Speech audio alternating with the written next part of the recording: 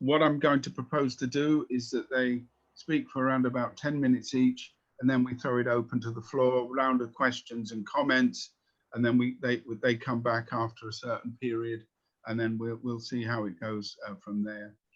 My name is Kevin Bean. I'm a suspended member of Wavertree Labour Party, but still being active in the Labour movement, and will continue to do so, whatever happens. I think tonight's discussion is important in view of the Black Lives Matter movement, but also of the continuing debate about how socialists and the Labour Party have responded to movements like that in the past. The record of the Labour Party, both in government and in opposition, but also more widely the relationship between socialism, class, and issues of racism.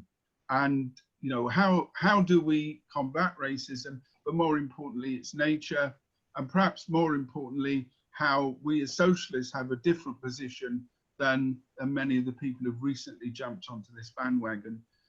The fast sort of changing pace of events, both in the United States, in this country and in Europe and so on, makes these questions quite burning, as of course do events in the Labour Party. It's possible that some more of us may be suspended or expelled or asked to recant something by the time this meeting's over. But I'd like to make it plain that all views of the Labour movement are welcome here today. So it's a good and open and free discussion. I'd also like to make it plain that we're recording it.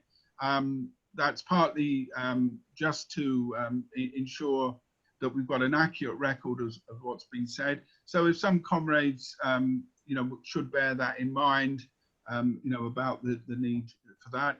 And we will obviously may try to publish it in some form in the future. So again, please bear that in mind. Okay, so we'll fire off with Kerry Ann. Kerry Ann, if you could just introduce yourself. I'm aware of the sort of work you do on the media and so on. I heard you speak in Liverpool a couple of years ago at the conference, and also the same with Jackie. I'm sure there are quite a few people who know who you are, but if you could just tell us about yourself as well before we begin. Okay. Cool, so yeah, thank so you. Yeah. Thank you so much. That was a really kind introduction, and hello to everybody who's joined this Zoom call tonight. I really appreciate it, especially given what's happening outside with the weather. You guys are for real. So I guess who am I? I'm the editor at large for the Canary, which is a left-wing news publication that we set up about 5 years ago because we felt there was a big gap in the UK press in terms of diversity, actually, and it was diversity of opinion, diversity of class, diversity of ethnicity and race. We have a very white, very middle class journalism in this country, which they all go to about a handful of the same universities and graduate together, and then they carry on networking, and that means they're necessarily myopic. They live in this bubble and they find it very difficult to understand the concerns of those outside. In terms of my background, I was born in Bristol. My granddad came to this country on the Windrush. He's part of that generation. He met and married my nan in 1950s Bristol, and my nan was white. Her family disowned her. They never spoke to her again. And then because of the work that my grandpa went on to do with trying to integrate Bristol, they received death threats and people threatened to firebomb their home. My mum and her siblings were walked to school by police for months. This was what they lived in. And I guess for them, it was a difficult one because some of their best allies were on the left, but also some of their fiercest opponents were on the left too. And we think of the Bristol bus boycott.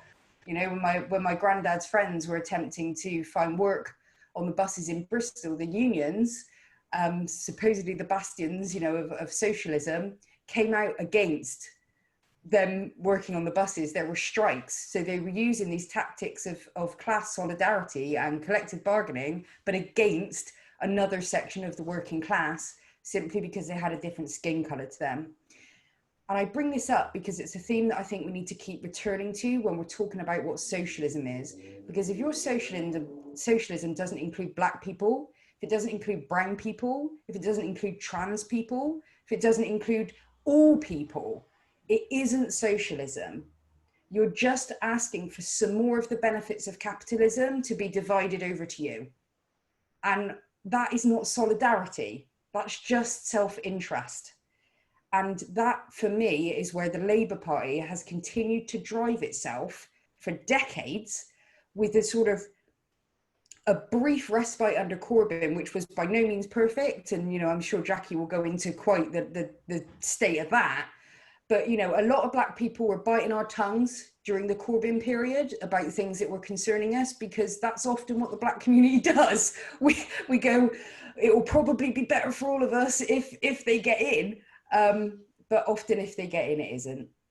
And so how that manifested for me during the Blair years was the willingness to appease and endorse the quote unquote legitimate concerns of the white working class, the reason for their deprivation, the reason for their limited life circumstances was because of the brown and Black people next door, and not because of capitalism.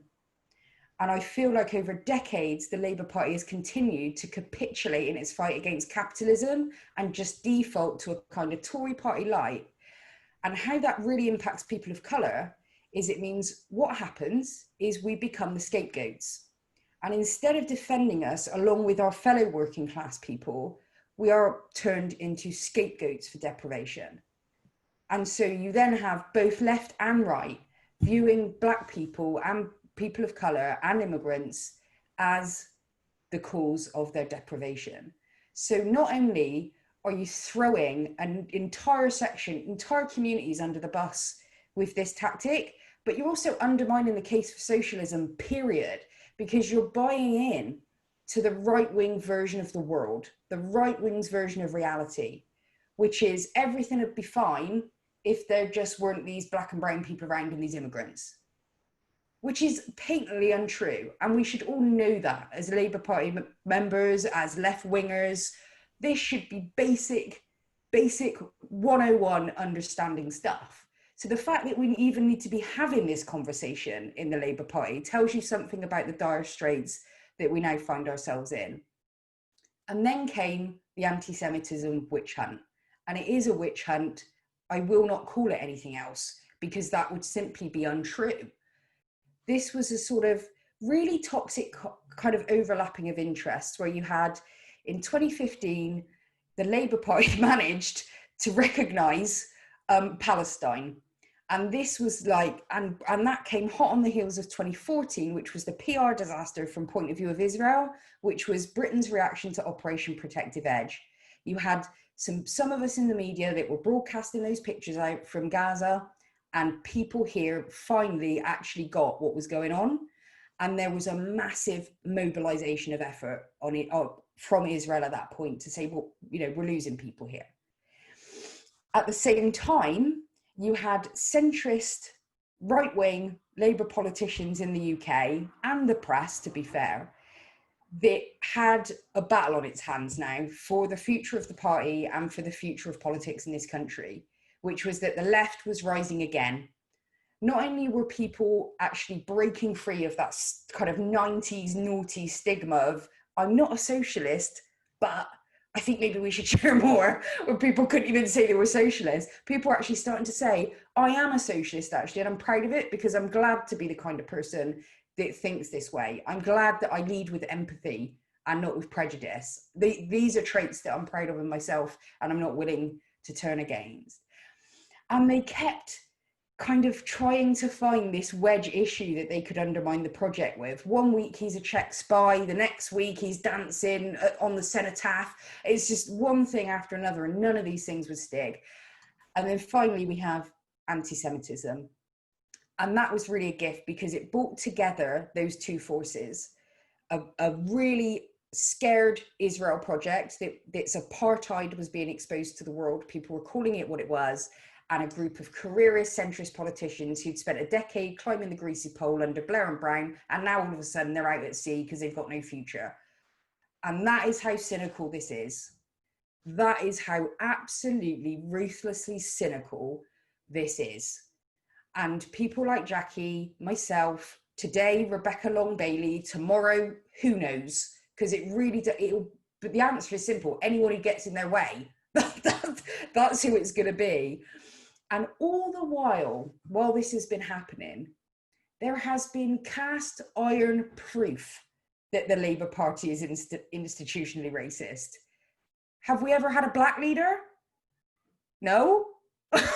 We have an 800-page report filled with evidence of staffers bullying, harassing, and abusing black MPs in their own party.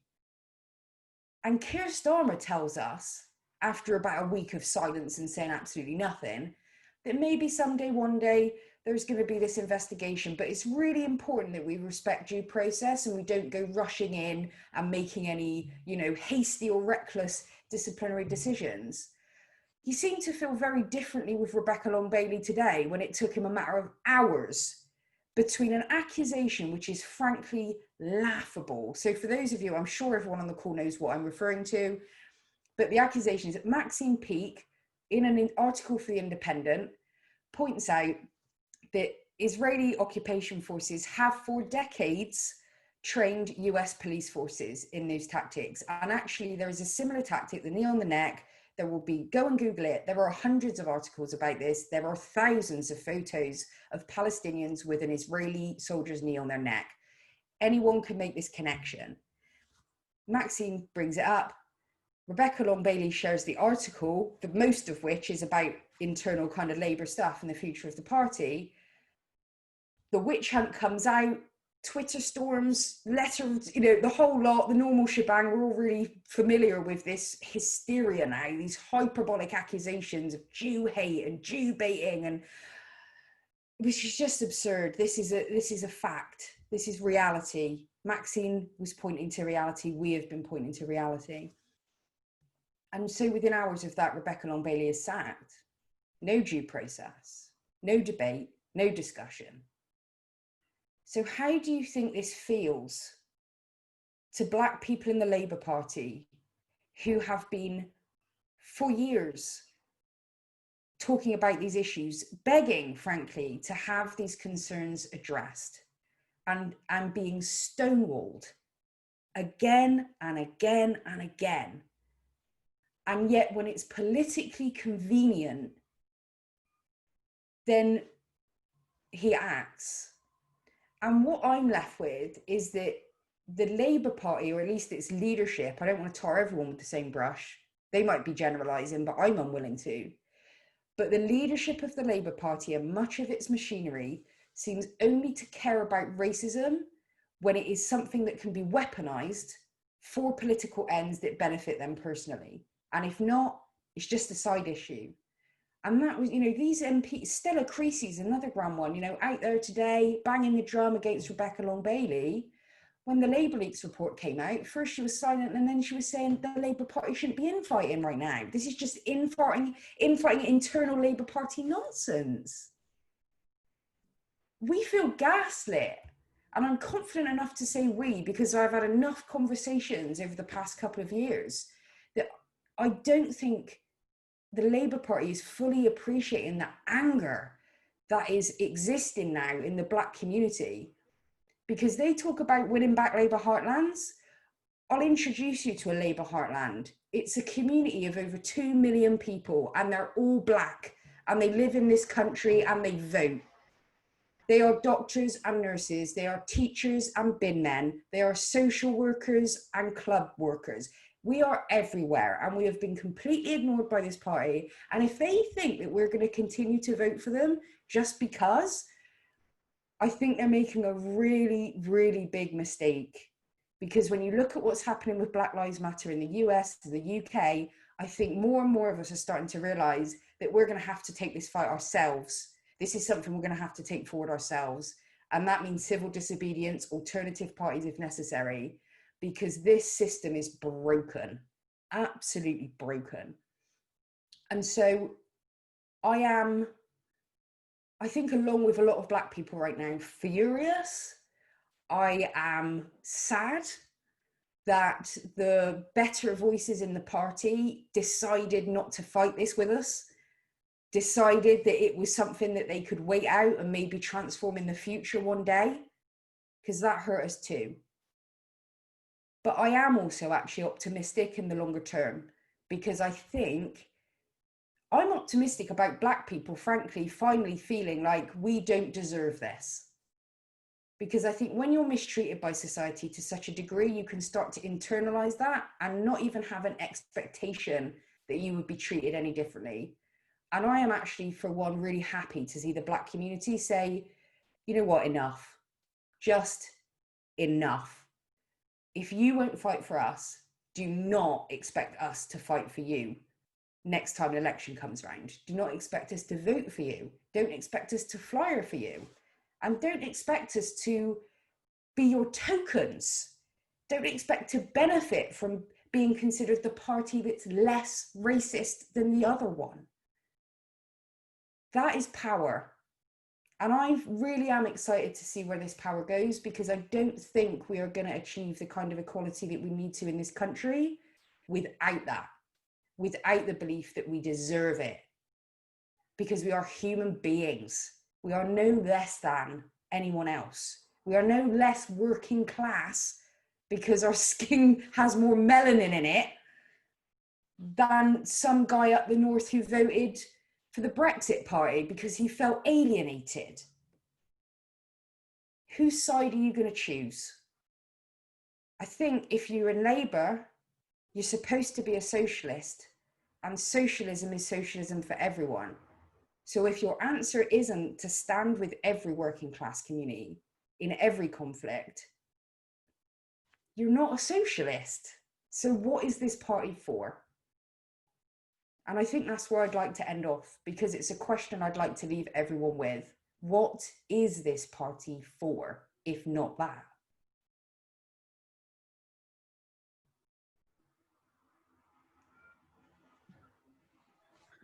Okay, thank you very much, Kerry Ann, and a good question there, not only on this issue but probably on many issues at the moment about the purpose of the party.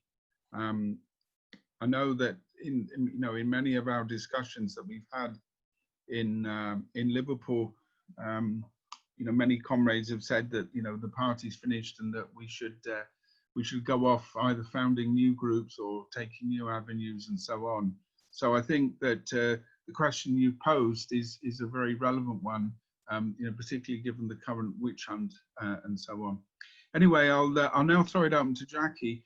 Before I do, can I just remind people that if you would like to ask a question or make a contribution, be called in. If you could do that through the chat room, and then I'll be able to enter you in. For those comrades who know me, they know that this is one of my first times organising one of these technological meetings. So I'm hoping that I can actually get it to function. So if you could send a message through to the chat room, and I'll try to call you in. Kevin, as your co-chair, may I say they just click raise hand and then they can speak. Okay, fine. All right. Did everybody hear that? Good. Thank you, Tina. It's all right. Yeah, Tina's the puppet master behind the scenes here. Okay, yeah, Jackie, if you'd like to come in now, please. Okay, well, that was a brilliant lead off, Kerry Ann. Thank you very much for it. And what I don't want to do is try and kind of repeat what you said. So I'm going to kind of duck and dive in between. But I will start off with telling something about who I am, because I think the who I am is so often consolidated and confined within this period of the witch hunt. And I think it's really important that people understand that there was a Jackie Walker before and outside of this.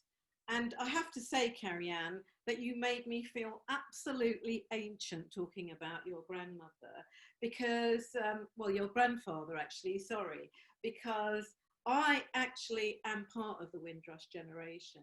I came on a boat and landed in Southampton as a child in 1959. Now, most people from the Windrush are much older than me. I'm actually the sort of youngest. it's going to be, I always say this, it's going to be really hard for the BBC if I live a long time, because when they're doing those retrospectives, you know, searching out for people who can still remember, they're going to find me there, and they're not going to like that. Now, there were reasons why I was the youngest, and the reason is important to what we're talking about today, because people from the Caribbean came to this country to work. That's why they came. Almost overwhelmingly, they planned to go home. They didn't plan to stay. They were sending money back, and they left their children in the Caribbean. Now, my mother was unusual in that she brought me as a 4-year-old. I actually had my 5th birthday on the boat, and my older brother, aged 9, with her.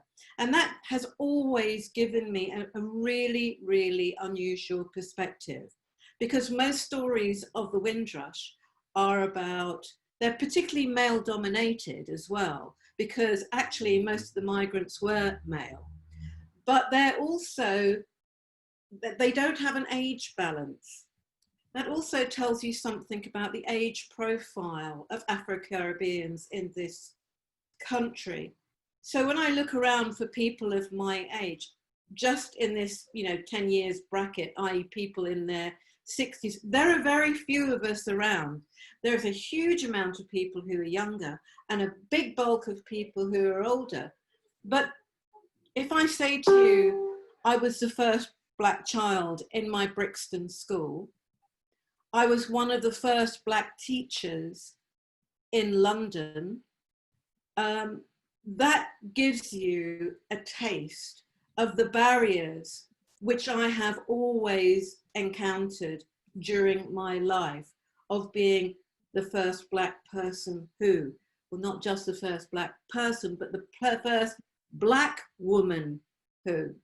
And I can tell you a kind of a story which makes me laugh about this. I was doing, I went back to college to study a PhD, and my subject was about the Black British identity, and we were at a cocktail party, and the dean, you know, like the head of the department came to me and he said, "Oh, what are you studying?" And I told him, and he said, "Oh, that's fascinating.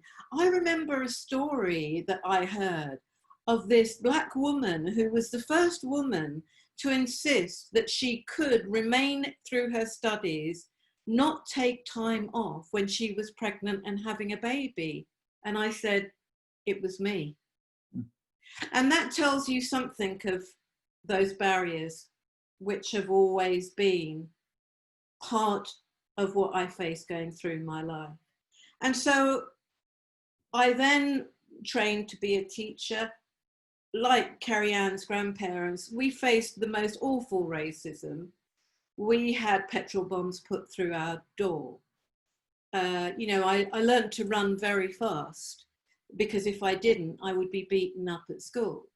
I think it was almost took me to the age of 10 before anybody spoke to me at school. I remember being called into a head teacher's room and told, you know, people like you will never do anything. You know, this is all part of what we faced in the 50s and 60s, growing up as Black children in this country and working as Black people. After training as a teacher, I then moved to Dorset. You know, I sometimes look at my life and I think to myself, did you actually choose to do the most difficult thing you could possibly do? So we moved into this village of 6 houses where I was obviously the only Black person there, only to have my tires slit. And I then applied for a job to become a diversity advisor in Dorset. And I ended up training the police in anti-racism, working in prison, doing all sorts of extraordinary things. And in fact, being part of the report, which was called Keep Them in Birmingham, which was about, it was the very first report on rural racism.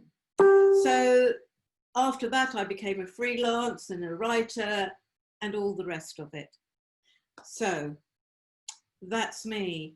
And I think there are bits of that story that many people from the Caribbean with ancestry from the Caribbean would be able to speak something about.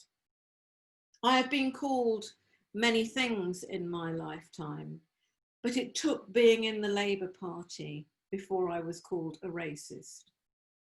And if you want to know what the problem with the Labour Party is, then I will speak quite frankly about it.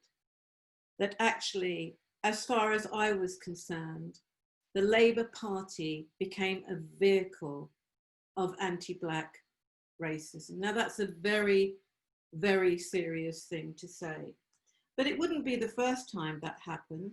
And Kerry Ann alluded to this. So for example, when we were growing up in Deptford, we couldn't get a council house because there was a colour bar run by the Labour Council against people of colour. So when we think of Labour being what it tells itself, it's the party of equality, I think it's time we complicated what the history of the Labour Party is, that the Labour Party is quite a complex strand of very different thoughts and very different feelings about race, and it always has been. Okay, I'm going to scoot forward now into the last few years. I think one of the primary issues, and I think it brings out a lot in terms of my commentary on Corbyn and the last few years, was the Chakrabarty report. I think many of us, and those of you who knew me at that time would know, I was speaking out very, very strongly about a report that separated anti-Semitism from other forms of racism. It was an obvious home goal. It would obviously be exploited by the enemies of the left. And I remonstrated with the powers that be at the time not to do this. And actually, it was going to be worse than that, because it was only going to be, believe it or not, a report on anti-Semitism. They weren't even going to do anything on other minorities. But if you look at that report and you read it again and just read what it says about anti-Jewish racism and the racism against Muslims and people of colour.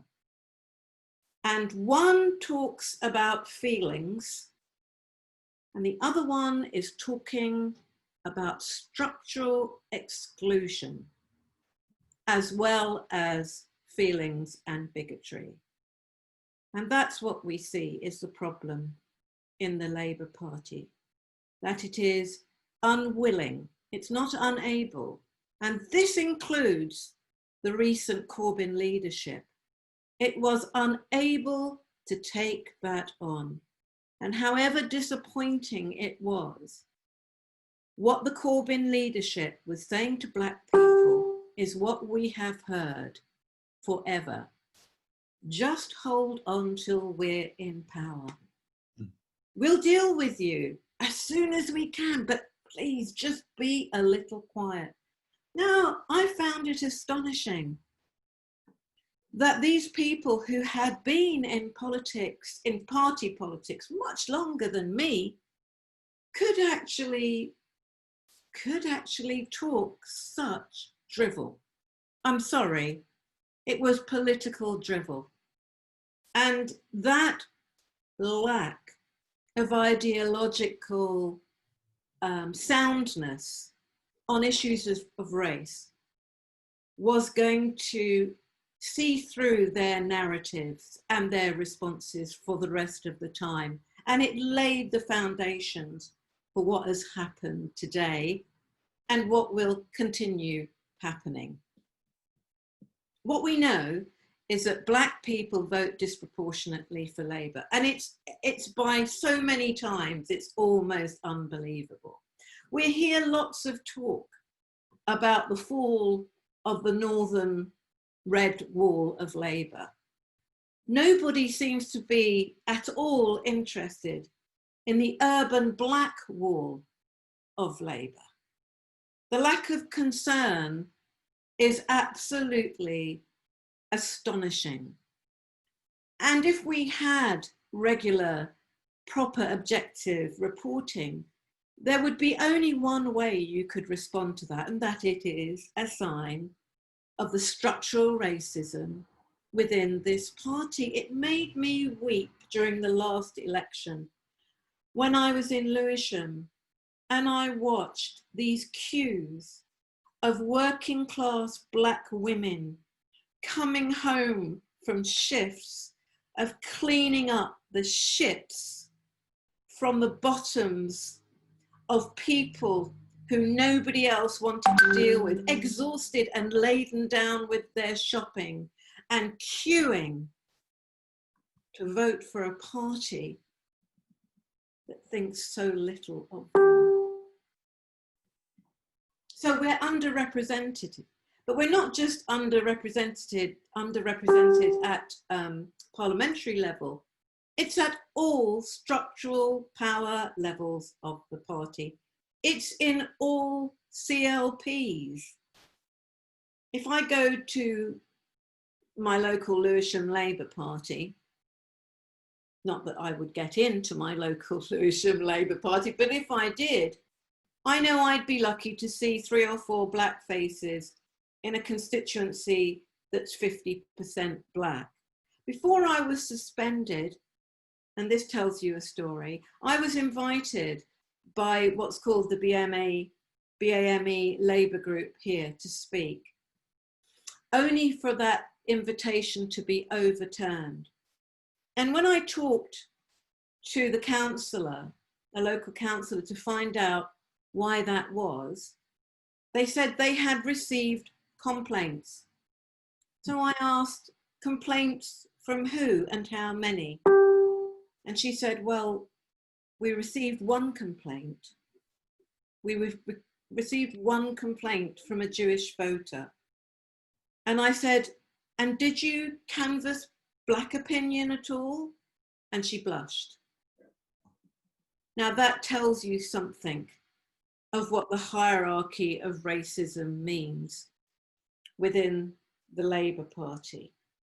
And of course that goes through all its disciplinary process. It goes through the fact that when I was being interviewed for my, what they call the investigative process, that the investigating officer, in all honesty, said to me, but what is the African Holocaust? Now, it is unimaginable that anybody would say, can you explain to me what is the Jewish Holocaust? But can you imagine what that felt as somebody who is the descendants of slaves as well as slave owners to be asked that by a party that suggests that it's the party of equality, or what it was like to see within the evidence that the Labour Party had submitted against me racist cartoons and racist remarks against me, and the fact that the Labour Party refused to extract those. And when I see that, and when I remember that, and when I remember those awful migration mugs of the Ed Miliband era, and I see the obscenity of him being back in a shadow cabinet without being asked to address that issue, when I see them using Black Lives Matter as a tokenistic gesture, while the rotten corruption of anti-Black racism flourishes in their party, when I see Sir Keir, take a knee while at the same time refusing, not just refusing to address the anti-Black racism in the party, but actually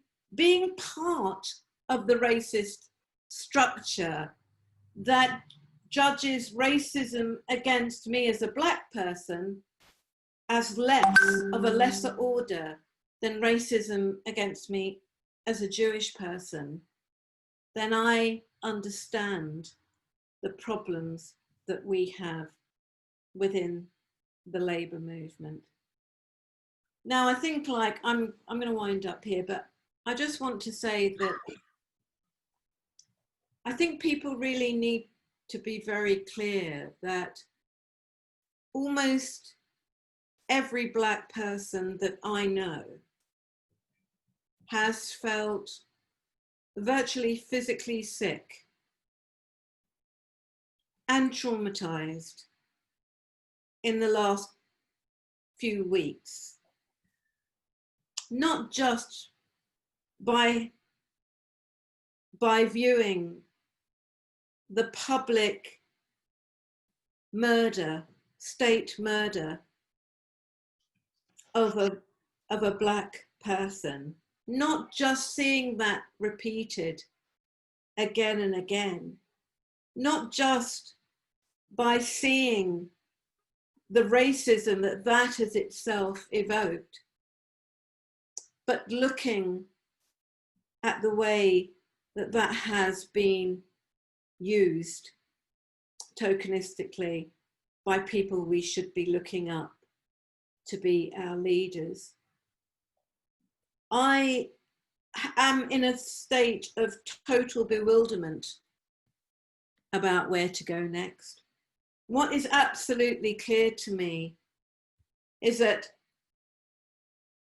the organised left no longer has a place, has the place that it had in terms of anti-racist protest. The fact that Black Lives Matter has been so effective is because the trades unions weren't there, because they weren't dependent on Labour Party committees for their actions and reactions. And I think that begs the question for Black people of where we should be looking for our, not just our liberation, but the liberation of all of us. Because the truth is, until we see the end of racism, until we see the end of sexism, until we see the end of the class system, of all those oppressions, not one of us can be free. And thank you very much, Jackie. Very, very good speech. Can I just remind people that if you want to come in to speak, you can either send a message in the chat room, or you can put up the blue hand. I'm monitoring both at the moment. So the next speaker is Marion Brain. Marion, if you'd like to come in. Yeah, I think it's really important, this discussion we're having tonight, because I think what's happened today with Rebecca Long Bailey, the chickens are coming home to roost of the failure of Corbyn and MacDonald to take a stand. And we are experiencing what we're experiencing because of that. And the fact that people knew what those, I've got to be careful what I'm going to, those people did in Labour Party HQ, and their racism, their sexism, their bigotry, and got away with it, and people knew about it. Well, that ain't on as far as I'm concerned. You know, I get so frustrated that to think thousands of people have died, many Black and Asian people have died in this last period because the NHS and our society have been devastated by years of cuts. So the Tories have got 60,000+ deaths on their hands, but so are those people in the Labour Party, including the Shadow Health Minister, that should be bloody sacked. He is a party to what's gone on and why we're in the position we're in today. Now, I can remember when I first got involved in politics, lived in Lambeth in London, and I got involved around the campaign against the 1971 Immigration Act. And I can remember being quite naive. We put our phone number on a leaflet and we got death threats and everything. So that taught me a lesson. But I also come from part Irish background. And I can remember what my dad said to me.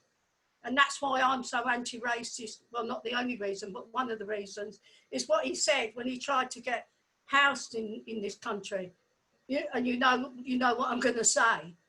And yet, even within my own family, I have to fight racism. I have to, I've fallen out with members of my family because they're racist and because they say things like white lives matter, So it's very hard, but we have to tackle the stuff in the Labour Party and in the trade union movement, that we're not going to accept racism, we're not going to accept structural racism in our movement, we're not going to accept sexism, or any other kind of prejudice, and we're going to stand together and we're going to fight. So John MacDonald, you've made a statement today, but you should have done it years ago. And we have to stand firm now and say, this is our party, our movement, and we are going to be the anti-racist. We are going to stand up for women, men, whoever. We're going to stand up and we are going to be the party for equality. And that's what we have to do. Now, I can understand how Jackie and people feel. I get angry, I get frustrated. And I think we have to work in the movement, because the movement spontaneity sometimes can show us ways that we can organise and do things, but we cannot abandon the fight we need to have within the Labour Party and the trade union movement. And we have to also make the thing loud and clear that we're not going to be silenced. We're going to call out Zionism. We're going to call out wrongdoing. And since when is it being anti-Semitic to criticise the Israeli government? Since when? And you have to be prepared to say this. They can expel me if they want. I'm not going to be silenced. But we've got to give confidence to other people to raise their voices. And if we stand together, we can win. But if we get intimidated, and I know it's not easy. I've been in a couple of Zoom meetings where people have been a bit hesitant, but we have to call out what's right and what's wrong. As far as I'm concerned, standing up for the people of Palestine doesn't make you anti-Semitic. It means you're a human being, that you're fighting for justice. And it's criminal what's going on there, what's going on. And there is protest going on in Israel itself with Palestinians and people of Jewish origin that are opposed to what their own government is doing. So are they all anti-Semitic as well? So this is why we have to be prepared to stand up and fight racism wherever it rears its ugly head. And unfortunately, over the past period, in whole aspects of the world, that ugly racism and right-wing fascism is coming to the fore, and we have to try and chop its head off. Okay, thank you, Marion. I don't think anybody's going to silence you on Zoom anyway. Good speech. Okay, Tina, you want to come in now, so see if I can get you to come in. Yeah, for some reason, I think I'm the only one who's managed to raise the hand thing. Sorry about that. It should be, if you click participants at the bottom, you should be seeing us at one of the options. I am involved in Labour Against the Witch Hunt, where I've worked alongside Jackie for many years. It feels a decade. It feels much longer than it has been. And I'm also involved in the Labour Left Alliance. And what I'm going to say is meant in the spirit of comradely debate, and I hope everybody takes it like that, because I want to question the idea that the Labour Party is structurally racist. I'm not saying I totally dispute it, but I want to question it. And I think we should be clear what we mean by any labels we use or any descriptions we use, that they are clear and that we understand what it's about. So obviously, you know, the BLM protests have shown what a massive dissatisfaction there is in the Black population, and what a massive lack of representation people feel, and they don't join the Labour Party, they don't feel that they have that's the party for them, etc. I also have seen the evidence in Jackie's pack, and I know, you know, there have been racists in the Labour Party who've called her awful names, and you know, the Labour Party investigation unit left it all in. Is that a sign of institutional racism? I'm not sure, and I hope we can debate it a little bit, because I also see that Black people are very much underrepresented. I can also see women are very underrepresented in the Labour Party. I can see socialists are very underrepresented, and Marxists. I can see lots of Jewish people have been expelled, white and, you know, of color. I've seen, obviously, Black people have been expelled, Mark, etc. But I've also seen Marxists and socialists being expelled by the Labour Party in the witch hunt. So in that sense, I think that witch hunt was, in a way, colorblind. It was a Corbyn witch hunt, an anti-Corbyn witch hunt. Now, why were so many of the people who have been expelled of color and of Jewish descent and of the female persuasion? I think because we speak up. We have a big mouth. We have, in our experience, we know from our political experience that unless we speak loud and make our voices heard, we will not get heard. So we say things that perhaps not everybody else will say, and we get done for it. And we were getting done for it in huge numbers. But I'm not sure it was a question of color. And also, I'm not sure, is the Labour Party structurally racist because, for example, it fights for really chauvinist immigration controls? And it has, and it will again under Starmer, I have no doubt about it. Which links to the question somebody put in there, that capitalism is racist per definition. I'm not sure it is. I think capitalism is actually colorblind. It exploits white, Black, brown people. It exploits anybody it can. It will let people into the country who are rich and who bring lots of money and lots of capital, and they can be Black and they can be brown and they can be white. It will keep out people who might, you know, want benefits and who will be a burden on the system, etc. So I think it's a chauvinist immigration system that really discriminates against poor people, against working class people, against people who can't go to Eton and who can't afford. You know, the laws, you have to have, how much do you have to earn now to bring a spouse into the country? That £30,000, you know, that is a very chauvinist, horrible immigration, which will no doubt affect lots of Black people, but it also affects a lot of poor Polish people, a lot of poor people from other countries who can't come into Britain anymore. And I know plenty of them who can't, you know, Australians, etc. Well, that's a bit different still. They have special privileges. But, you know, poor Eastern Europeans, I think, suffer huge discrimination in Britain. And they're quite white, you know, they're not Black. Is that a form of racism? I think it's a form of chauvinism, I think, an anti-poor chauvinism, chiefly. No, I think what Jackie pointed out is important, that the Labour Party knows very little about Black history, and it knows very little about, you know, the Black Holocaust, etc., like so many other people in society. And I think that it is an important point, which we're discussing in our Labour history series soon as well.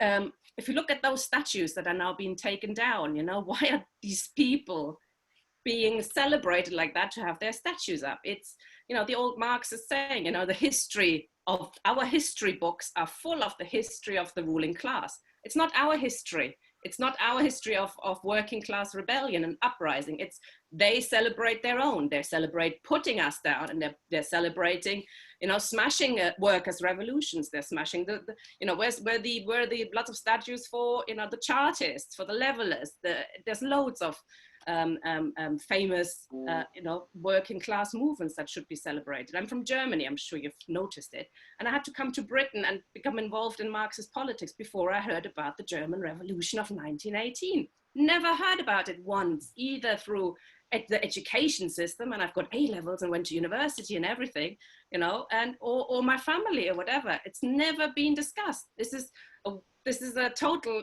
whitewashing of working class history, and that's going on everywhere. And I think we should, why am I raising this? Is not because I'm saying there isn't an issue with racism. There is a huge issue with racism, clearly, in society and at large. But is it the Labour Party institutionally racist, or does it have an official anti-racist policy, which, at last conference, we voted through the NEC fast-tracked setting up BAME branches, which I think is absolute terrible. It's a terrible idea. It takes comrades who are experiencing real struggles, etc., and takes them out. It takes them out of the normal branches. They probably don't go to their CLP branch then if they go to their BAME branch.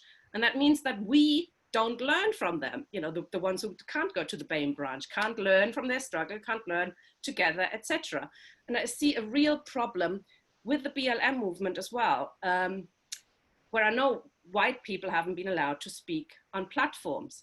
And yes, I can see why it starts that way, and they want to have their voices heard, etc. But I see a real danger or potential danger of our class being, cut up into smaller and smaller sections.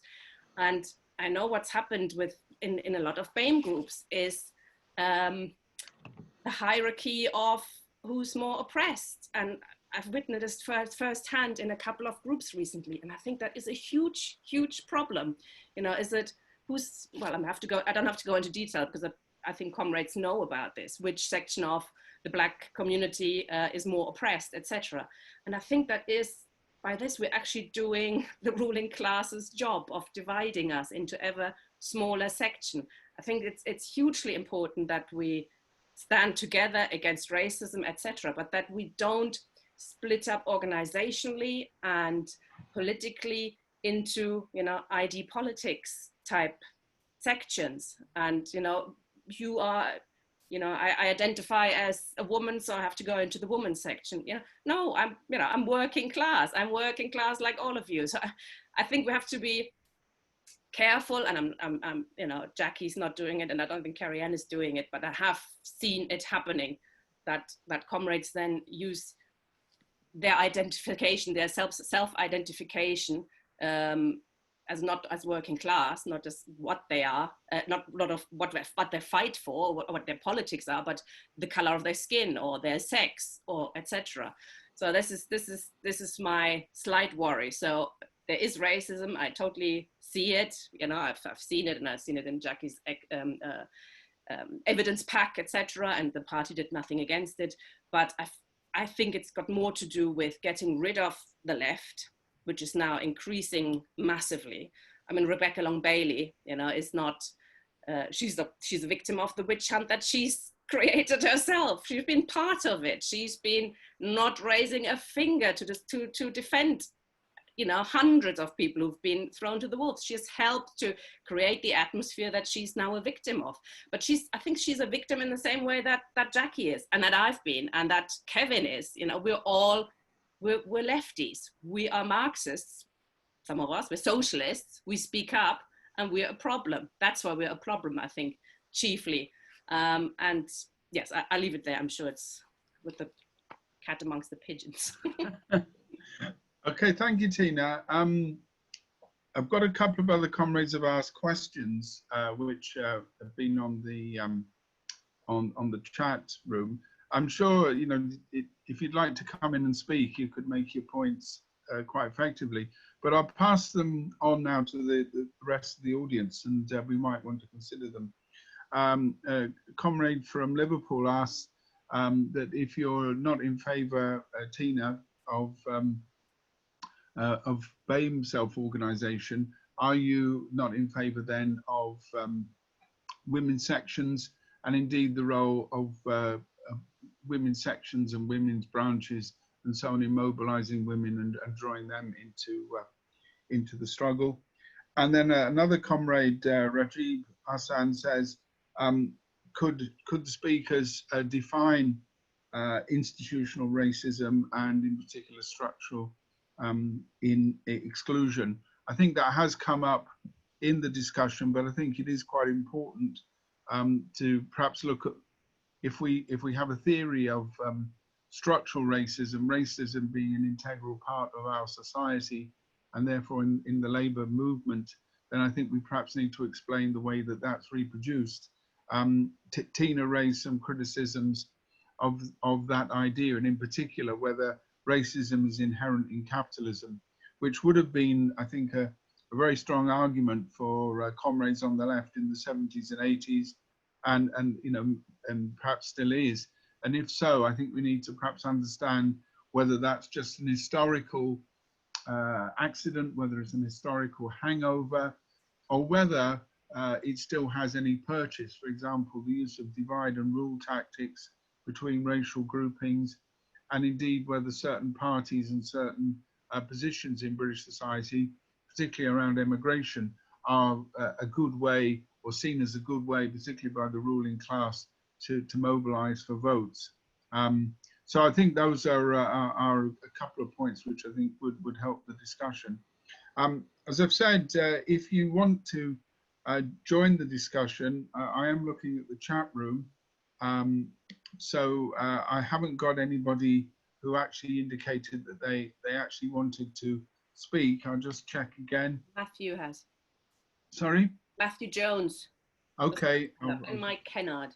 Can you not see them? They've got on the right-hand side under participants, they got the red, the blue hand up. Okay, sorry, my apologies. Let me find Mike and then Matthew. And Tim Oxton. There's a couple of. All right, thanks very much. It's great when the speakers have to help out the host. Right, let me find Mike. I can't seem to see him on the list. I'll help you. Matthew Jones was first. Okay. So I've unmuted him. Okay, thanks. And I'll look for Mike and Tim Oxton. Hi, comrades. Okay, Matthew. Yeah, I was, I thought the speakers were really good tonight. I disagree profoundly with Tina. I mean, I think capitalism is clearly racist. I mean, it clearly, is and has been racist since its inception in terms of the way it's, it built itself on the back of slavery. It operates an imperialist system against, a large chunk of the world, which it clearly discriminates against, and it operates a state which is clearly racist, in so many ways. And clearly the ruling class itself sees the importance of splitting the working class in as many ways as it can. And racism and sexism are two of the ways of doing it.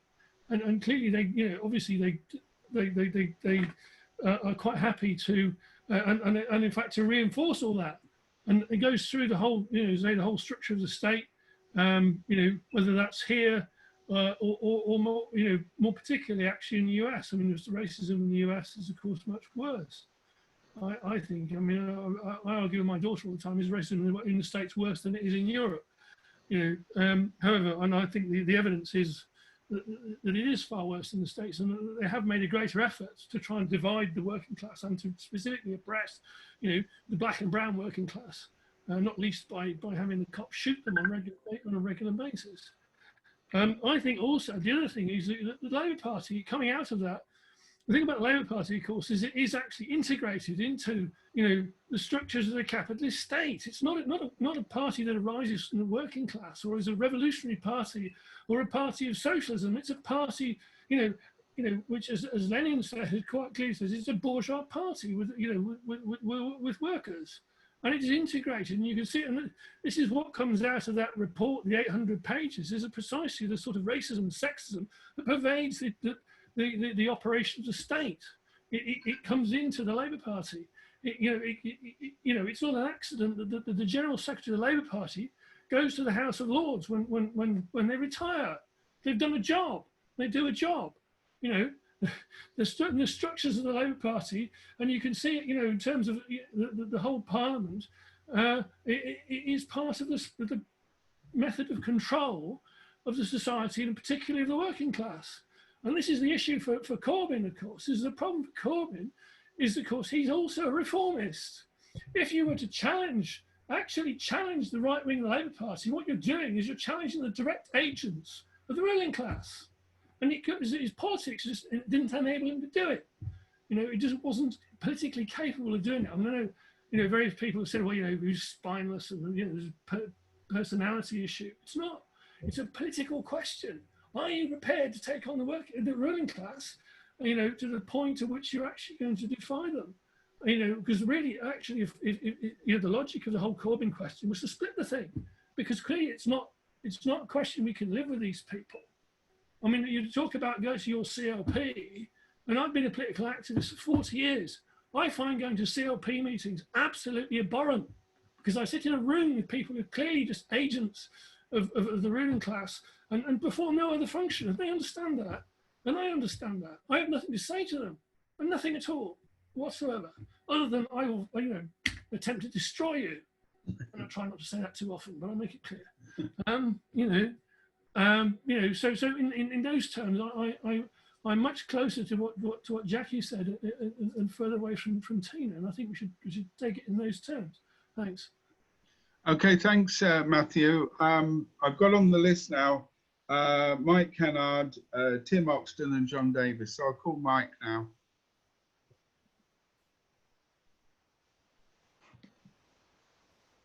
I'm here.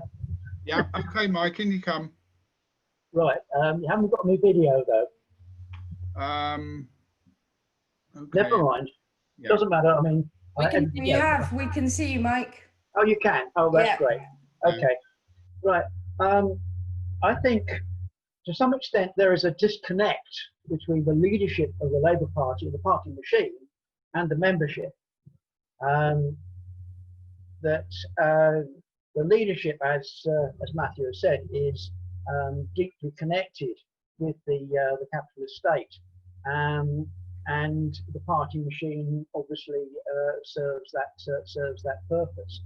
But they can be quite cynical in their attitude, because I remember I was CLP secretary in the 70s, and we were trying to unseat a racist Labour councillor, and the party machine, that is the local Labour group plus the regional office, were quite happy to use the godfathers within the Asian community to mobilise paper votes against us.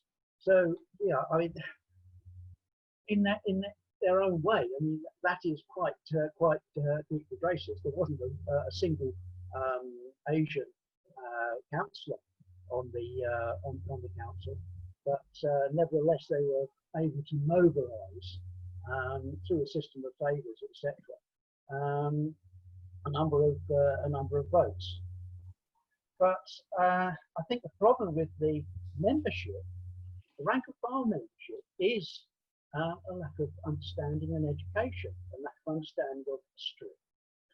And the beauty of the Black Lives Matter movement, I mean, George Floyd is a martyr in this particular cause, is that people are now aware of the history of slavery, the history of immigration, and the Windrush scandal has come back to hit the ruling class and the Labour Party in the face. But I mean, let's never forget. I mean, the 1948 Act of the Labour government, in the subscript in the notes, Attlee was quite concerned that we might get a serious influx of heaven forfend, people of a different cultural background, shall we say. And also then you had also the Callahan Nationality Act, which was absolutely disgraceful. So Labour in government does not have a good record. It has a racist record. But in the membership, there is nothing but, you know, put it in a woolly way, fulfilled. I have come across very few rank and file members of the Labour Party who are actually hold racist views. My mother was a Labour Party member all her life, and yeah, sometimes she parroted the immigration line that was fed to her by the Daily Express, but in her personal dealings, I mean, she was quite colourblind. She was colourblind in her personal dealings, and so it's a case that I think the beauty of the Black Lives Matter movement is that it has raised this awareness, and I think we would be we need to take this opportunity to pursue that through the Labour Party. The problem we have, of course, is the absolute cowardice of the left reformists. Signing up. I mean, Rebecca Long-Bailey wrote her own, signed her own death warrant when she signed up to the 10 Commandments of the BOD. And I would have thought that the history of Nazi Germany would have been sufficient warning that if you don't speak up, you get crushed. I think we have to speak up. I mean, I've been quite vocal on various Facebook groups, particularly my local constituency Facebook group. I fully expect to get the suspension letter at some point, but yeah, who cares? I've been a member of the Labour Party since I was 16, and I'm 72 now. If they can afford to get rid of me, then well, okay, tough.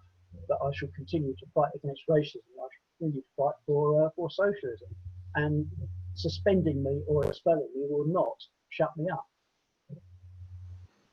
Okay, the next comrade is Tim Oxton, and then I've got John Davis, and then Caroline.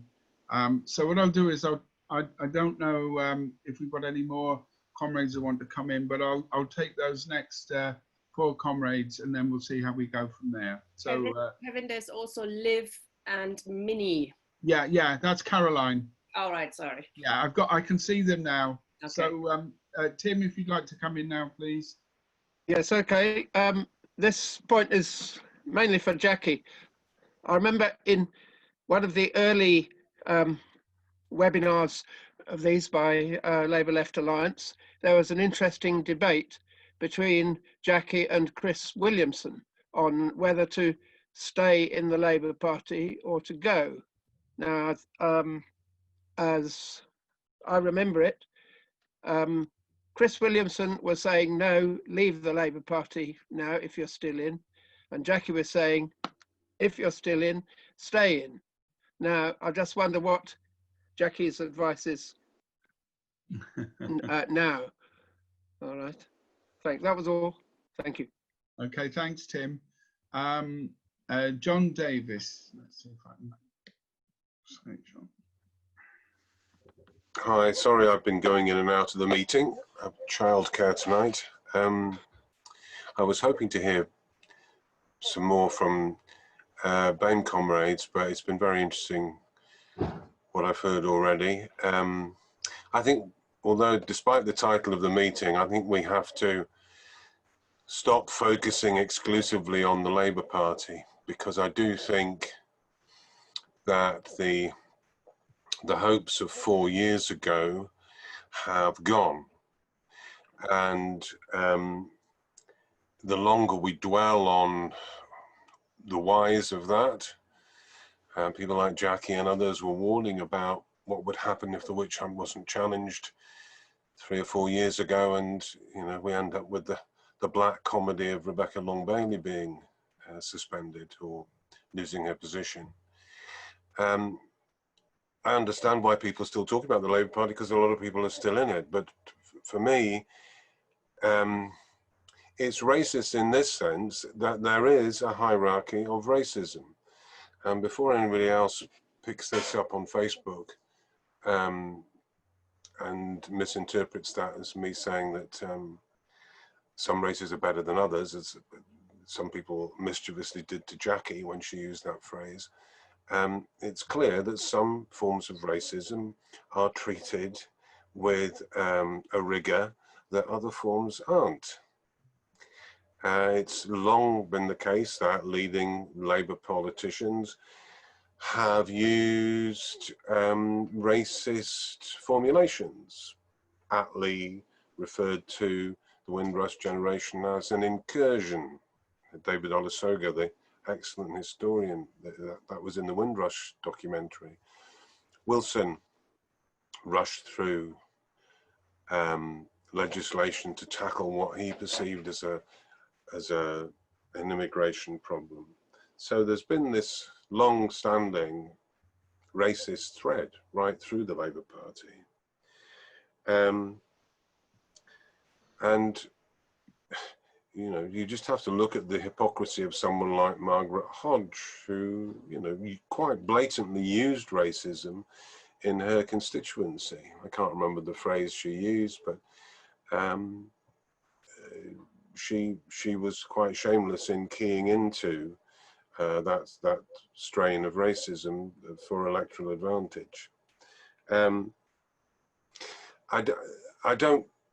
The problem for me about focusing on the Labour Party is it becomes increasingly pointless and depressing, because that, what I thought was a once in a lifetime opportunity of 3 or 4 years ago of the Labour Party becoming the focus of a movement for socialism, not in itself the movement for socialism, because it's not a socialist party. It's a capitalist party, it's a reformist capitalist party, it's capitalism with the rough edges smoothed off. But there was an opportunity 3 or 4 years ago when Corbyn was elected, with a huge influx of people who were extremely disillusioned, and a couple of leaders who apparently were quite firm, and that has gone. But you know, the combination of circumstances at the moment create a situation which is incredibly unpredictable. We just don't know what's going to happen. COVID and this inspiring uprising amongst young black people and young white working class people, because a lot of these demonstrations have been mixed. And this is a kick in the teeth for all those postmodernist identity politicians who just want to treat each issue as separate and subordinate the question of class. And I found those inspiring. And I think David Olusoga, to quote him again, his characterization of that act of throwing the statue into the docks at Bristol was not an attempt to hide history. It was actually creating history, because that act in itself is part of a long sequence of events and struggles against the tradition of slavery. So I think there are huge opportunities coming up, and I no idea what's going to happen in the next year. I don't think it's going to happen in the Labour Party, and I think, you know, I think we have to honestly confront that. It's going to be a long process reconstructing a viable grassroots left. But I think there are sufficient people around, and hopefully within the next year there'll be some kind of coming together of the various fragments, but not to self-proclaim a movement, but for those fragments then to get involved in this uprising and the various grassroots movements. Okay, thank you, John. Can I just see an indication of anybody else who wants to speak? I've got 2 more people, and then that's the end of my speakers list. I'm afraid I've had trouble keeping up with it, so we've not allowed Jackie and Kerry Ann to come back. So I'm going to ask them to come back now and just respond to some of the contributions, and then we'll go in for one last round of speakers. I've got Liv and I've got Caroline down as speakers. So I'll call in Kerry Ann if she would just like to respond, and then also Jackie after that. Fab, thank you. Yeah, I guess a couple of points I wanted to come back on. I actually agree. I think we're in, sorry, the point I'm agreeing on is about this won't happen in the Labour Party, the last gentleman's point. I do think we're in a much broader fight now. You know, when it comes to economics, when it comes to race, when it comes to gender, this feels like, well, it has felt for some time like we were on the cusp of something. I remember when the Occupy movement kicked off and we thought maybe that was it, but it was sort of too early in the process. And I think with the, you know, a global pandemic kind of grinding the wheels of capitalism to a halt for a hot minute there, and people suddenly realizing that they were actually feeling better amid a global pandemic than they had been prior to it, I think actually made a lot of people realize that they might be living in a far sicker society than they had even realized.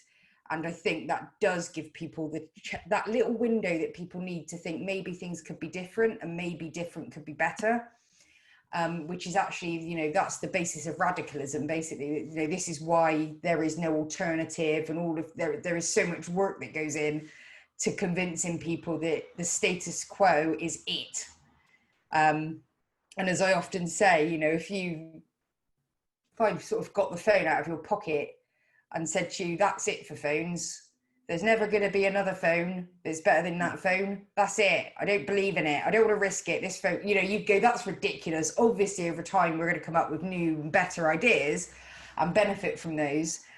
And it's I find it fascinating that in a time of great technological change, we're not even able to capitalize on most of that technological change for the betterment of humanity because of when it comes to our economic systems, we're taught to be Philistines. We're taught to be complete Luddites. Like, no change. No, I'm going to just hold on to these little bits that I have and I'm not going to risk them for anything. So, yes, I think this is much bigger than the Labour Party. And I don't actually, because I believe the Labour Party is structurally racist, I don't think the solution is going to come from there anyway. I think this is going to go a much different way than just, we're going to elect a new government in and then everything's going to change. I think this is a much bigger transformation that we're about to go through, and it's not just happening here. This is actually now a kind of global situation. So there's that, but that doesn't mean people shouldn't fight for it. And so I think there are those two things of, you know, actually fighting racism and capitalism and sexism wherever they exist is always the fight. So we don't just go, oh, we'll tolerate it because it shouldn't be tolerated anywhere, anytime. And then I wanted to come back on Tina's point about, you know, is the party structure, you know, there are these things happening to other people. So I think you're almost collapsing two things. So the idea that there were victims of the witch hunt that weren't black, I don't think proves kind of either way if it was racist or not. So I sort of leave that point to the side. But in terms of, are there victims of racism, and are there victims of a racist system, and are there victims of a racist party that won't necessarily be black? We know this to be true because we know this to be true with every other form of prejudice. So patriarchy also harms men. You know, the disaster on men's mental health and their ability to process emotions is enormous because of the patriarchy, but the patriarchy's primary function is still to advance male power as opposed to female power. And in the same way that the people that are stoking the racism, their plan is to divide us by ethnicity. But the burden should not be on the oppressed group to put down its fight for its own liberation. The pressure should be on the white members of the Labour Party to not allow themselves to be divided by race. And that really is the direction this turns, because even though the Labour Party has repeatedly let black people down, we're still voting for it. So repeatedly, black people have shown solidarity with the working class, the white working class, immigrants, the socialism, over and over and over again. And at the end of the day, if there are not enough white allies that are willing to stand up and become a majority in the party and say, hang on a minute, this has now been 50, 60, 70 years that these people have been waiting to be considered a full part of this, then absolutely you can't possibly ask Black people not to advocate for themselves or women not to advocate for themselves. And if they do, then it's divisive, because that is actually exactly what happened after the election. And I remember me and Jackie talking about this, and I was almost in tears, that the reaction of so many on the left, that people I knew, people that I tweeted with, saying, you know, the problem with Corbyn was he got tied up with too many fringe issues like trans people, and, you know, and now we've lost the North. The blame was not on those white working class voters who sold out class solidarity in favour of white supremacy, which was their betrayal. The anger was not at them. The anger was at the leadership for like upsetting white supremacy. And that whole conversation needs to change. I never, ever, ever want to hear it again, because whatever the intentions are, it brings me back to Martin Luther King's letter from Birmingham City Jail, where he says, you know, the greatest barrier to the liberation of the Black man and woman is not the Ku Klux Klaner, it's the white moderate. The white moderate who acts as if time itself is an agent of change and asks the Black man to sit patiently for it to arrive. We're done. Like, we're done waiting for it. I'm done. And I cannot any longer be willing to accept that if people, you know, there are way more white people in the Labour Party than Black people. There is a massive pool of people there that could have been advocating for this and haven't. So absolutely not. We shouldn't be telling Black people they can't advocate for themselves either. And that is the racism in these moments. It's where the burden falls. The burden should always fall on the oppressor and not the oppressed groups. And yes, the oppressed group should come together, but if there is a group in that group of oppressed people who's slightly less oppressed, who actually decides, do you know what, it is less important for me to have a fully funded NHS, to have a Green New Deal, to have free broadband, to have a national education service, that is less important to me than being able to use racial slurs without feeling guilty about it, because that bloke over there is that Boris chap. That is a problem for that group of people. That is not a problem for the people who've been oppressed throughout that whole period of time. And now they're double oppressed, because not only were they oppressed the first time, now they're oppressed in what should be a safe space, because people are frustrated and deflated and just want to make the Tories stop. But remember, the Tories stop, but what about all of the groups that are going to be thrown under the bus in the process of that?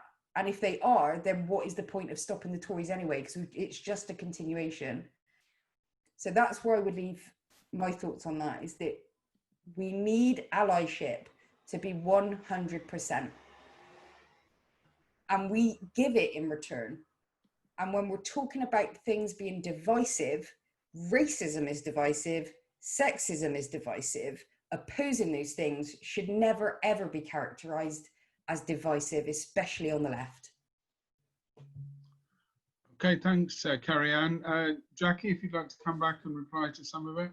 Yeah, I mean, I'm not going to say too much because, again, I think Kerry Ann has really responded to that well. Save to say that there is an intimate relationship between racism and the development of capitalism. Notions of race were absolutely essential to the way capitalism developed, because in fact the commodification of people was first developed on the peoples of Africa, whose very bodies were commodified. They were the first modern industrial people. They were the people who were ultimately transportable where the labor were. They were the people who were the first real subjects of capitalism read in tooth and claw. So not only did colonialism and slavery fund capitalism, but it was essential to the way that it developed. And I have to say about Rebecca Long Bailey, I'm sorry, but she's not a victim like me. Rebecca Long Bailey is not a victim like me. She signed up to the 10 pledges with alacrity. She was part of the witch hunt. She is not a victim like me. The solidarity that I would offer her would be the solidarity of being supported in her struggle by Labour against the witch hunt. And that's what I would offer her. But no, she's not a victim like me. And also, the racism in the Labour Party far preceded the witch hunt. The anti-black racism, far preceded the witch hunt. I said this, that in the 1960s, our family were not allowed to have a council flat by a Labour council. It was part of the Labour Party. It was part of a strand of Labour Party thinking, and it remains so. And I think in terms of should we stay or should we go, I have no problem in answering that. Actually, what's happened tonight makes me think even more that people should stay. Because if you can take it, if you can handle it, because I think we need to speak out and to give them as much pushback as possible, which doesn't mean that I believe that fundamental change will come through Labour. What I do believe is that Labour is open to being fundamentally changed by the power of movements from beneath. That's what I believe, okay? So we should stay, but don't expect radical change. I mean, I heard today that the socialist group of MPs, which I wouldn't say I despise, I wouldn't say that, but I hardly acknowledge them as offering me any form of leadership, got themselves together. You can just imagine them on the phone to each other going, God, this is terrible. What shall we do? I know, we'll ask Sakir for a meeting. And Sakir basically told them to bugger off.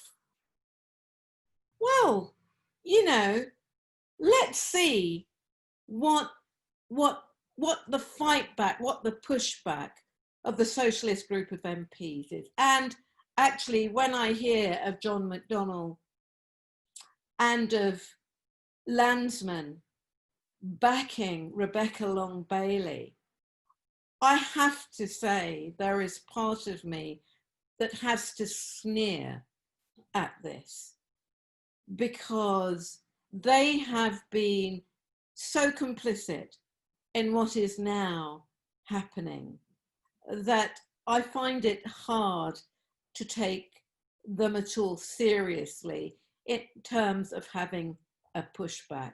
Because at the moment, one of our issues is that there is a void of leadership. There is a void of leadership.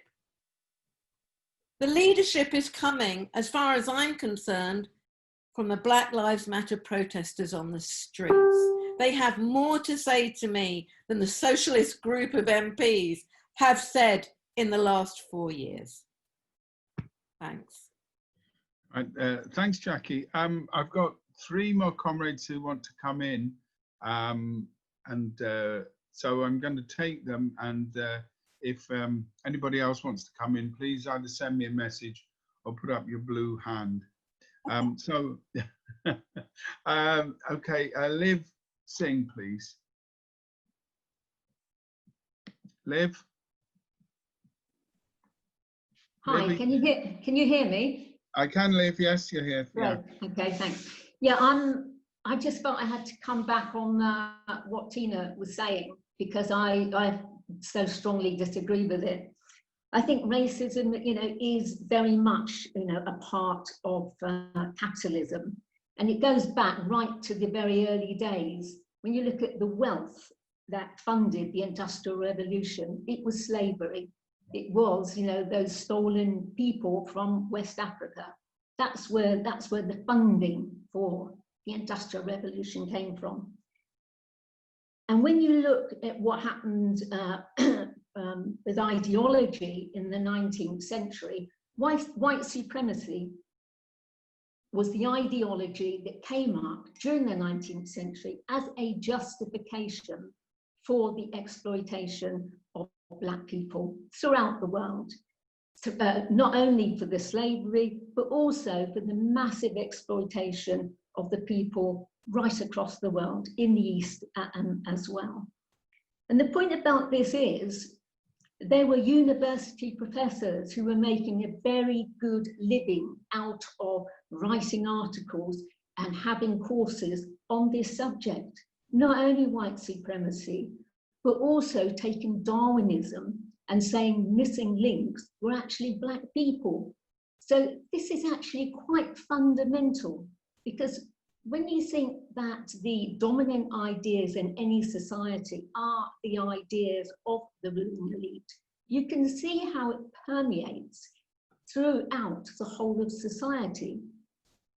And this really brings me on to the second point that I wanted to make, which is, I think the left have a real problem with this. And I think the way I would put it is that Marx talks about the muck of ages. When he talks about the muck of ages, to me, what he's talking about is he's talking about all that shit that sits in your head or in the subconscious. And it's the stuff that you pick up from the cradle. The same way that you learn a language, you don't learn it the way an adult learns a language from textbooks and teachers teaching you. You soak it up through every pore of your body. And that's what happens also with social values and prejudices. And so is it any wonder that anyone born in the societies that we've been all born into, that we should have in our subconscious those ideas of racism, sexism, patriarchy, etc. And they will sit in your subconscious, sit in your mind, unless you find a way of achieving a self-awareness to know that they're there. And I think, as I say, I too feel strongly, because I do think this is a huge failing on the part of many people in the left. And to further expand that, I think part of the problem is also that we are Eurocentric. We're in the West, we're in a white part of the world. But if you look at the world as a whole, if you look at the whole of the globe, the working class now covers the whole of the globe, unlike in Marx's day, when you were talking essentially of a working class largely in Great Britain as the first industrial nation. Now you have massive working classes in China, the Philippines, all across the world. And so looking at it globally, actually Black people are the majority of the working class now. And this is, again, I think, something which is not recognised. Mm. I would finish with the words of Bob Marley, emancipate yourself from mental slavery, because I think that is what it is. If we don't actually become self-aware of the ideas that are sitting on our own minds, then we're never going to free ourselves. If we can't do that, we've got no hope of achieving equality or breaking through to a revolutionary situation. I'll leave it there. Okay, thanks, Liv. Caroline's the next one. Can you hear me? Yeah, I can hear you, Kevin. I've just gone. Can you hear me? Yeah, that's fine. Yeah, go ahead. Okay, deep breath. Sisters, continue. Labour Party democracy is shut down at the moment, but not for the officer class or for the MP class, but for rank and file members. We have a bureaucracy, a state, in the Labour Party, and we mustn't let it have consent. I did want to say, I think Matthew said that Tina said capitalism isn't racist. I don't think she said that. I don't think she said that. I think she said she didn't believe there was structural racism in the Labour Party or as much. And I think her point was about really the divide and rule and how we're divided and ruled. And we should be one as a class. That's what. Nevertheless, I can see structural racism in the Labour Party. But I think, you know, was it Mike who said he hasn't seen it in the rank and file or hasn't heard much racism? I haven't in the rank and file or meetings or whatever. I have heard people call people anti-Semitic. Yeah, the anti-Semitic antics, I've heard a lot of those. Now, what I wanted to say was the organisations, you know, unions, the Labour Party, it's an organ of capital, has not much BAME representation in the unions. BAME people are leaving the party. We have to, you know, they're leaving the party. I've heard what Jackie said. I've heard what she said. I've seen comments about, I've heard before about what Ella Rose said. The stuff that the Labour that was in Jackie's complaints, the Labour Party didn't do anything about. Shocking, shocking. We're not served by the bureaucracy of the Labour Party.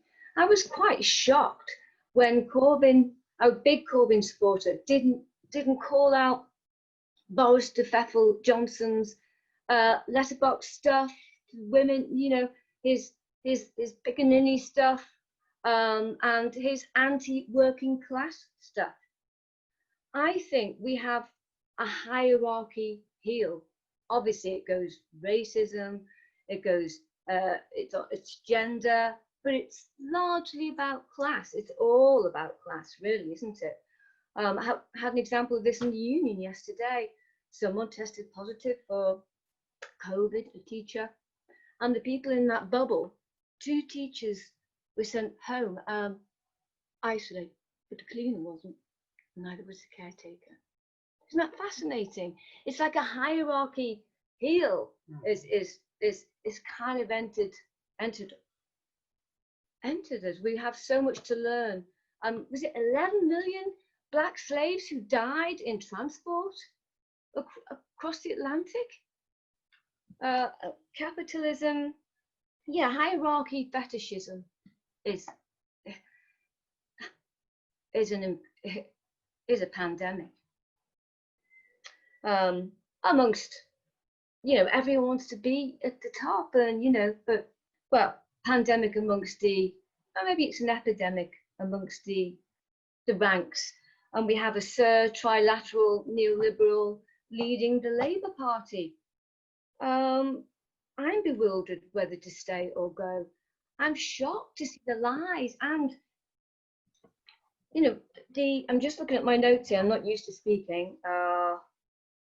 Yeah, capitalism is racist. From Marxist perspective, obviously lots of worldviews to increase surplus value, resources, cheaper labour, playing one of us off against the other, maybe paying white working class more, but you know, not black. And then you've got Keir Starmer all lapping up to Boris Johnson and calling for lockdown, not to be shut down. Yet we have so many BAME people dying during lockdown. Now that's structural racism. We have the Iraq war, we have the Afghanistan war. That's the racist wars for resources. I really enjoyed Kevin's talk on 1926 strike on here on LLA, and the massive working class power sold out by bureaucrats in the unions and the TUC. Consent for the state again. I think, you know, we've all got there's so many mini bureaucracies. The Labour Party's one, and it stinks. Officers can speak now. Officers can vote. Rank and file members can't. It has not been sorted out. The squawk box is just, there's just something gone on the squawk box that the Socialist campaign group of MPs are now, they're gonna see whether they can get support. They're gonna make a leadership bid. But like Jackie said, where were they when things were happening to Jackie, when things were happening to so many people, and Jewish people and people being kicked out? Yeah, the Black Lives Matter protests, massive cross-race protests, and they're on to capitalism, like so many of us. Do you know what's so interesting? Rebecca Long Bailey today tweeted that Maxine Peake's a diamond. What Maxine Peake said in the first paragraph of that article is, capitalism has to go. Thank you. Okay, thank you, Caroline. And then I think Tina wanted to come back in. Are there any other comrades before we wind up?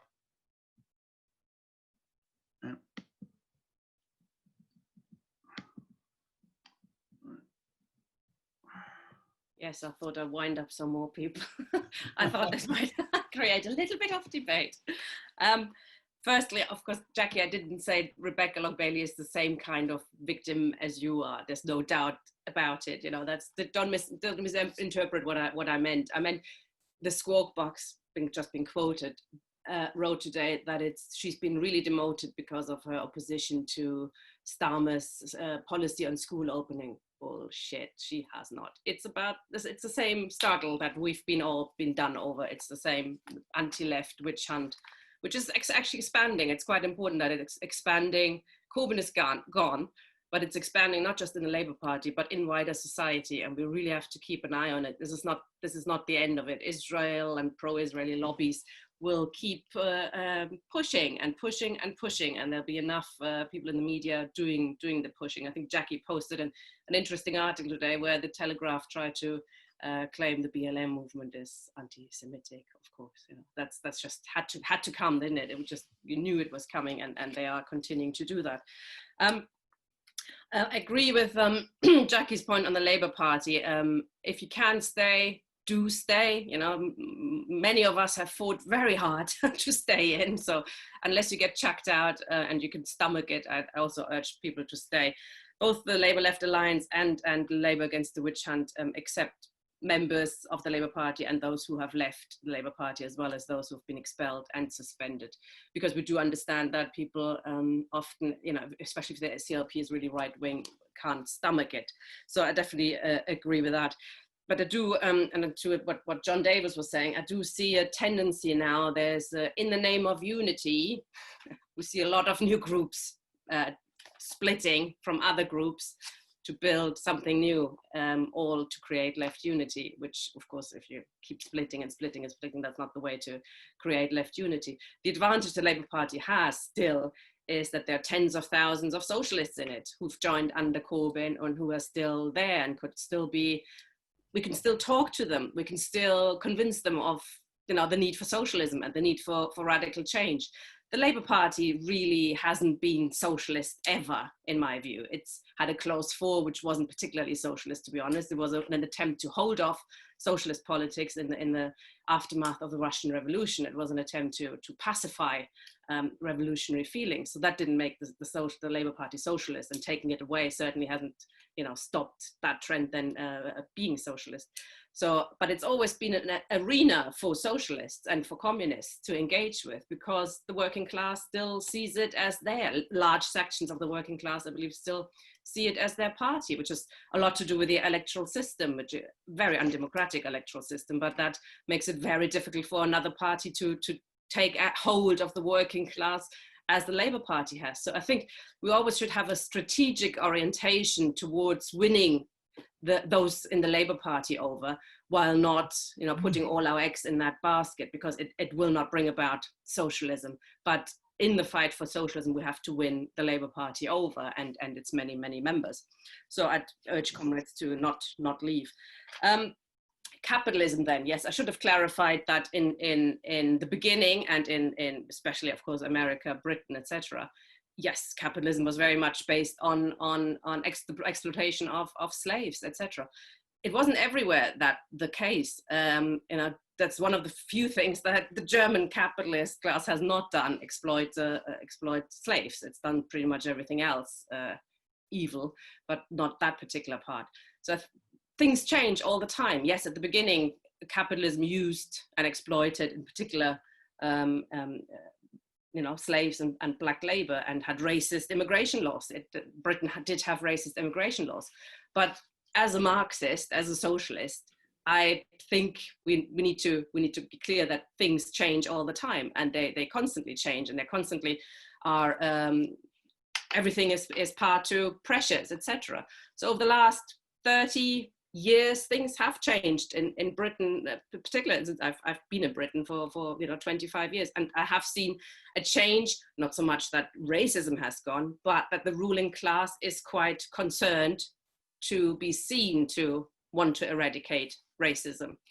And I believe, yes, as a system, capitalism can run in a colorblind fashion, and it does run in a colorblind fashion in many countries. Where the exploitation is the key factor, and it doesn't care if the exploited person is black or white. And just look at what I've mentioned is the Eastern European labor. I mean, that surely has been over the last 20 years the most exploited section in terms of exploiting labor and having people live in absolute shit condition to terrible conditions and terrible wages as well, but much better than what they have in their home countries. So I believe today's capitalism, yes, could is in that sense colorblind, and they would, it's also doesn't care if it's exploiting women or men. It's just blind in that sense. As long as we do what they want, they would make us work 24 hours. Doesn't mean that it's, I should have clarified that more in the beginning. Certainly capitalism had a different beginning, but things do change all the time. If I didn't believe they'd change all the time, we'd be buggered as socialists. Things are in constant flux, and they change. One thing I wanted to mention is the yes, the hierarchy of racism is certainly, that's certainly been a big issue in the Labour Party, and that's no doubt true. And obviously they've prioritized the fight against anti-Semitism, and it had nothing to do with fighting anti-Semitism, and we all know that. It's suited the right. That's why they've used it. They've used that particular racism, so-called anti-Semitism, because it suited their agenda. So they made it into something that actually did not exist. And that certainly is true. That's a hierarchy of racism. But I still cannot actually see rules in the Labour Party rulebook, or even legislation in today's capitalist Britain or capitalist Germany that are racist. Where the actual, and they used to have them, but they've all done them away with. So I think we can say there is, of course there's racism, and there is anti-Semitism as well, not much, but there's a huge amount of racism against Black people. And there's a huge, patriarchal system is still running hugely, and there's discrimination of women in this, like the lockdown we've had, it's discriminated against the BAME people, but also women. We've been going back, and I've experienced it. You look after your child, you're trying to do a full-time job. It's hell. Our rights have been really undermined in this period, and women are the main people who are bearing the brunt of it, as are Black people, because most of them are in a section of society which is suffering a lot from COVID. Could you wind up now, please? Sorry, yes. So I still cannot see where, if we're saying it's structurally, institutionally racist, I just think there needs to be, it needs to be persuaded from above. It needs to be pursued from above to be able to say that. It doesn't mean there is no racism. There is, but is it structurally, or is it, in society, and finds therefore reflection in a mass working class party like the Labour Party? Okay, thanks, Tina.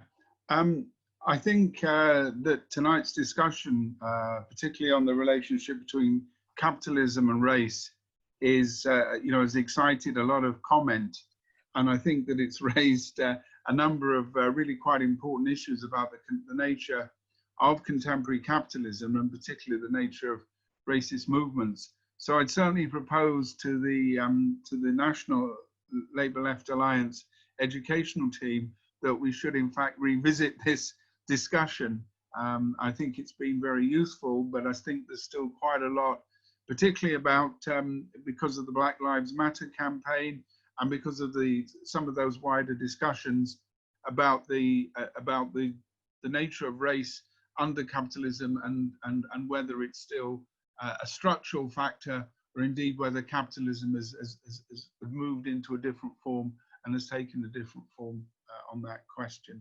So I'd like to just call Kerry Ann and Jackie to come back and make a bit of a summing up. I'd like to thank everybody for staying in the meeting for so long. Most people did manage to stay and indeed made some very good contributions. So I'll call in Jackie first of all to do a summing up, and then I'll ask Kerry Ann. Can you hear me, Jackie? Yeah, I can. Yeah. I think the summing up has really already been said. I think the thing that I think is very important is the fact that we are living in very unpredictable times. So anybody who claims to know what's going to happen next, I'd like to listen to them, because I haven't got a clue what's going to happen next or where the next bit of change is going to come from, which is partly why I say those who can stay in should stay in. I mean, we need to keep our fingers in every single potential basket. But the things that we have to guide us are what have guided our movement for more than 100 years now, which is the basics of international socialism, that one person's oppression oppresses all of us, and that we have to be united against that.